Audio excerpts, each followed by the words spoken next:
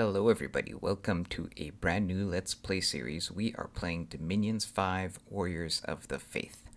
This is an excellent turn-based strategy game, the fifth in the series. Obviously, it came out in the fall of 2017. If you are coming to this video looking for pure Dominions 5 content, just wait 1 minute, we'll get to that in a second. If you have found this video because you watched some of my other videos, this is the first time you're seeing Dominions 5. So first of all, let me say the other series that I have paused for a while are definitely going to continue. I've recorded some other videos. I do intend to complete them, so hang tight. Dominions 5 is a very fun game. I've been putting a lot of hours into it over the last few months. The whole Dominions games in general are much better when you play multiplayer, and these multiplayer games are usually played over several months by email. And so I've actually got several games that I'm playing right now and recording series for, but you can't release the videos yet because the games are, midway through and you don't want to show what you're doing right when you're still playing the game.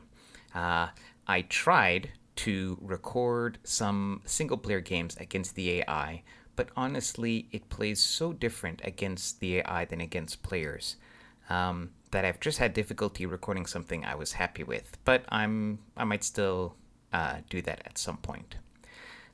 This series, this Let's Play, is going to be one of the first multiplayer games that I played. Now we're going right into the Dominions 5 stuff. It is a game where we're playing as LA Man, and we'll get into that in a bit. Let me just say, I guess before we go any further, that this series is not going to be a tutorial on how to play the game. So if you're completely new to the game, I hope this will sort of whet your appetite, and you'll get to see some of the in-depth strategy. But my goal is not to teach a complete new player how to play the game. There are many other YouTubers who've done some excellent tutorial series explaining a lot of the mechanics in the game. Honestly, though, the manual is very in-depth and covers a lot of topics, a lot of the mechanics of the game. And also, there's a great tool, called the Database Inspector, I think. If you just Google it, you'll find it. It's a website that allows you to search all the stats and all the details for all of the units and the magic spells and whatnot. So there's there's some Discord channels, and there's a lot of information out there for this game. And a lot of the information for previous games, especially for Dominions 4, basically carries over to Dominions 5. So even if you find some older content, you can understand what's going on. So this game is going to be, this series is going to be for, I guess, players who understand or think they understand the basic mechanics of the game. And I'm going to sort of, I guess, explain more of the strategy and the choices that I made.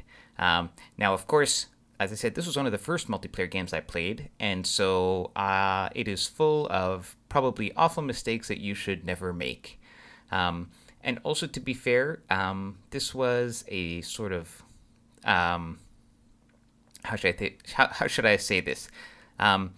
There were players who were in this game that were newer. There were players that had more experience. So also some of the enemies that I'm playing against probably have made some mistakes. And when I point out those mistakes, it's nothing against that player. I just kind of want to show people how you can do things better, so that they don't kind of see everything and assume, wow, yeah, I should do that too. Okay, let's now, the other thing I should mention before we actually go into this game is that as I was playing this, I recorded episodes live as I was playing the turns. And that went well at first, but later on I found that I was just spending a lot of time kind of staring at the screen, umming and ahhing, and I'm just not at all satisfied with how that came out. And so what I've decided to do is I've managed to recover pretty much, I hope, all of the turns from this game. And I'm just going to re-record in sort of more condensed fashion, and hopefully it'll give me a more coherent narrative to the game. This is not a particularly long game. It sort of ended rather abruptly. However, I am happy making this my first Dominions 5 Let's Play series on the channel because I do think the wars, or mainly one war that I was involved with, I think was quite interesting, and I think it can be useful for people who are learning Dominions 5 and sort of understand how some of the mechanics work, and I think it's worth publishing, and hopefully you will be informed as well as entertained by my antics. The map was played on a sort of random map that somebody created. Like I said, we played as LA Man, but I would like to first just tell you briefly about the other nations that were in the game. Um, One of the nations, okay, so LA Ulm was in this game. Um, and although the player had to switch, like there was a sub that came in for the player, sort of, I guess, after the first year, after the first 12 turns or so. Um, uh, so LA Ulm, very briefly, LA Ulm is sort of a blood version of it's like MA Ulm but plus blood and death. So they have sort of high armor troops, um, and basically they have good research and they can get access to vampires really easily, which are very powerful sort of late game death thuggy units. If none of this means anything to you, don't worry about it. If it becomes relevant during the game, I'll explain it, and probably not in this game, but in other Let's Plays that I do. I do aim to sort of educate in my videos, so hopefully um, you'll be able to catch along, and also it allows me to go at a faster speed for those watchers, for those of you in the audience who are already familiar with some of Dominion's terminology. So, anyways, Emailm was in this game. We also had Marignan.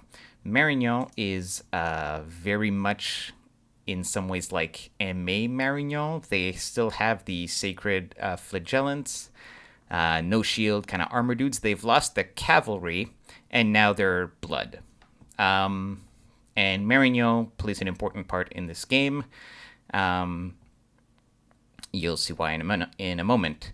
So I'm just skimming over these nations because they're not the main actors. We also had a late age Tianqi in this game. Tianqi is sort of their sacreds are these cavalry archers with these howling bows that cause fear. And so that tends to be the thing that most people do with them. So we had Tianqi in there. We also had Midgard, but Midgard went AI. He kind of left like pretty early on, so he was not much of a factor, so we're not going to talk about him. And the nation that had the most impact in our game was Lemuria. So let me talk about Lemuria. So look, no commanders, no units, what's going on? Lemuria is like MA Airmore in that it is the dumpster fire, kill all your population, dominion, free spawn undead nation. Of its age. And so basically, as Lemuria, you don't really recruit units, you just summon them and you amass tons of guys and try to destroy the world. So Lemuria, just like MA Airmore, is can be a lot of fun to play, especially in single player, but in multiplayer, everybody hates Lemuria, right? Because not only are they, like, is it annoying to have free spawn ghosts come at you, but also if you fight them, when you get their land has zero population, so you don't get any money from them. So it's just, they're bad news. And we are spending most of this game fighting Lemuria. And it can be a very frustrating experience, but I think I was, relatively successful, and I wanted to, share that experience with you. So we're going to talk a little more about Lemuria during the game as it progresses. So I knew, I think that's all. It was a pretty small game.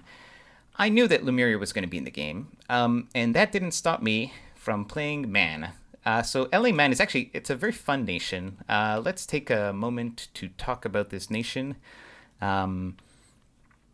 Let's talk about the units first. So MA Man, true to the Man tradition, has longbows, excellent archers. Let's just go through all of these units very quickly. So we have some forgettable light infantry with a spear. We do have long spears, but they're not even pikes, so they're length 4. These are pretty, in the late age, this is very squishy. And it still costs 13 resources, so they're pretty bad.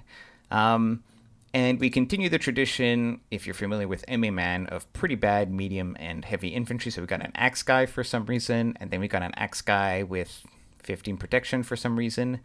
Yeah, people have crossbows in LA, so this is pretty garbage. Now, we have a light archer, which is just a cheap short bow.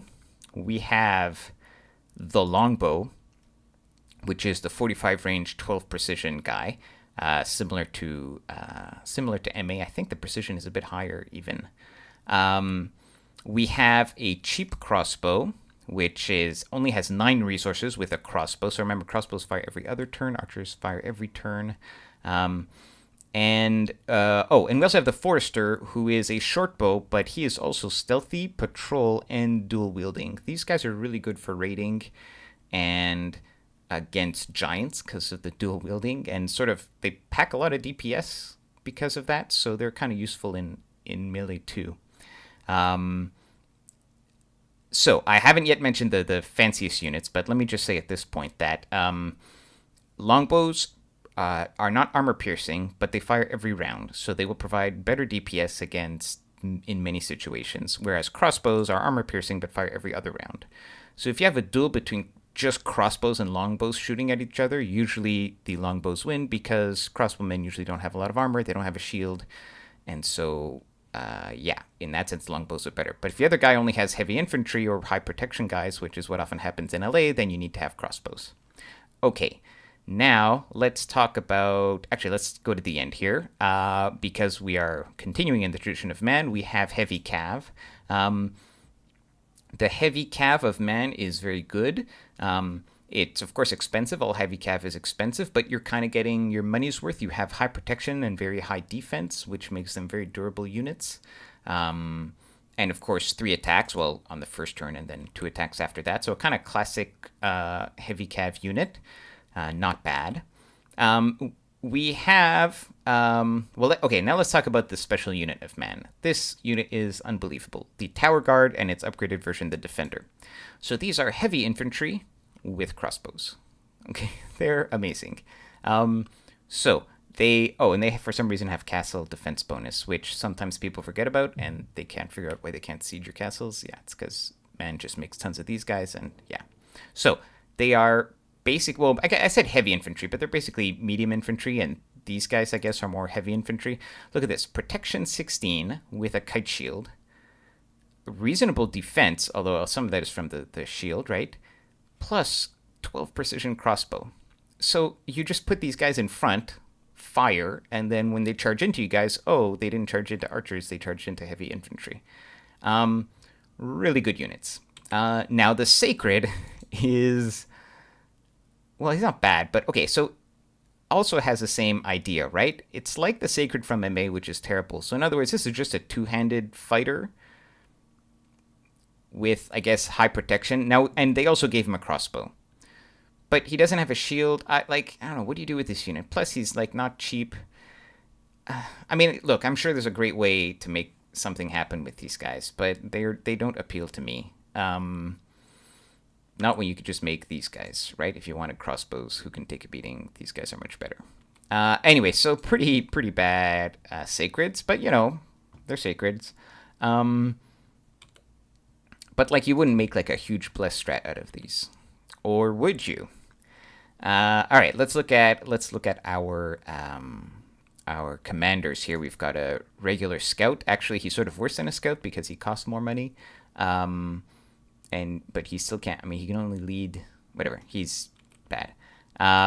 We have our standard commander who has leadership 80, which is important in Dominions 5, so that you can get your guys in lines and stuff like that. And then, let's talk about the mages. Man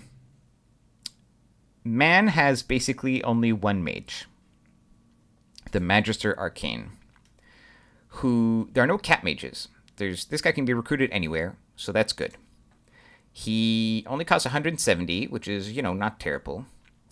Air 2, Earth, and Astral are actually really good paths, right? Air is a good path for evocation. Although man always has a problem that with air magic you have to get air evocation going, you want to cast Storm, and Storm screws up your archery, and we're relying on great archer units. So man always has this kind of innate conflict, right? You want to use Storm, but then it screws up your archers, whatever.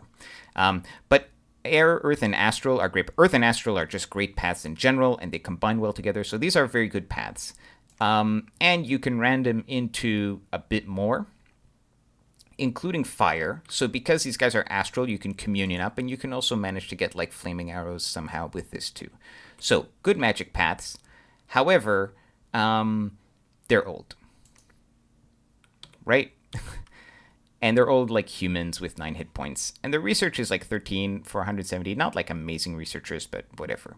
Oh, by the way, LA Man is a nation that you always take full drain on because their researchers are drain immune. Just a small detail. Okay. So, like, I don't know, there's good and bad, right? The fact that they're old is so annoying.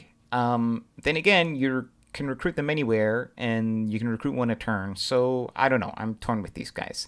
Anyways, that's what you got. That's the only thing you have.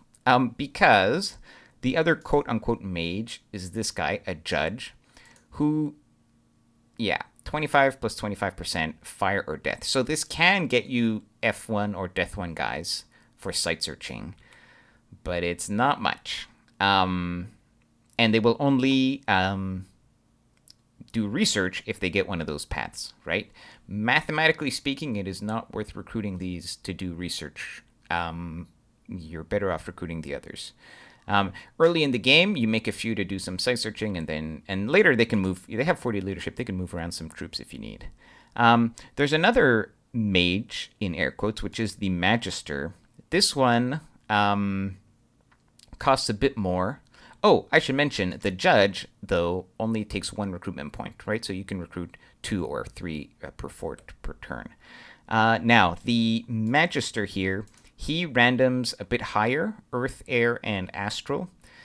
If you do the math, he has about, I forget now, but something like between 80 and 90% chance of getting at least one magic path.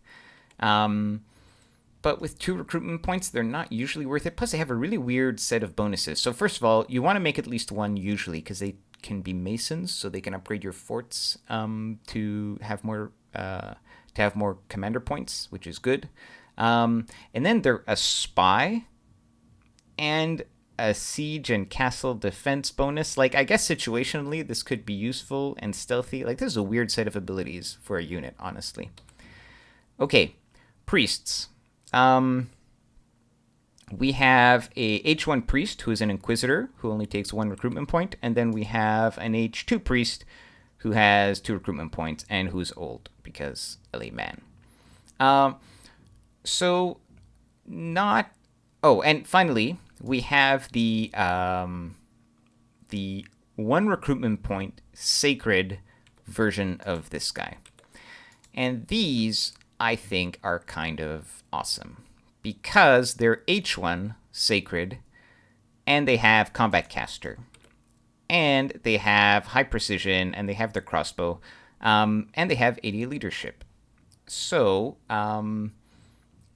I knew I was fighting Lemuria, so having H1 priest that can spam, that when in a pinch can do banish, smite or whatever is good. And they won't get super tired because they're combat caster, but also they can fire at range, they can fight. You wouldn't necessarily make a thug bless out of these, but you could kit them out.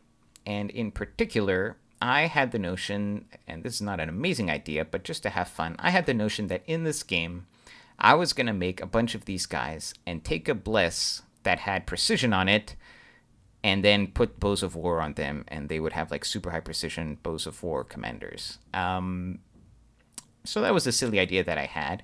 So let's take a look at the defender, the pretender that I made. Now, for some reason, I put a password on it, which I don't mind sharing with you, is LA Man was my password. Normally, you never put passwords. I don't know why I did. You're going to see me type it in a few times. Okay, so I went for a Rainbow Pretender because I like Rainbow Pretenders. I like to have more diverse magic paths. So this is a combination of Rainbow and Scales. So first of all, he's dormant because he has to come out early enough to sight search, otherwise he's pretty useless. He has 5 fire. So, okay, the main parts of... Remember, I don't want to bless here for my sacreds, because I think the sacreds are pretty garbage. So the only part of a bless that I took was Inspirational Presence. This is because I was going to recruit a lot of the sacred commanders, so that's going to give my guys even more morale.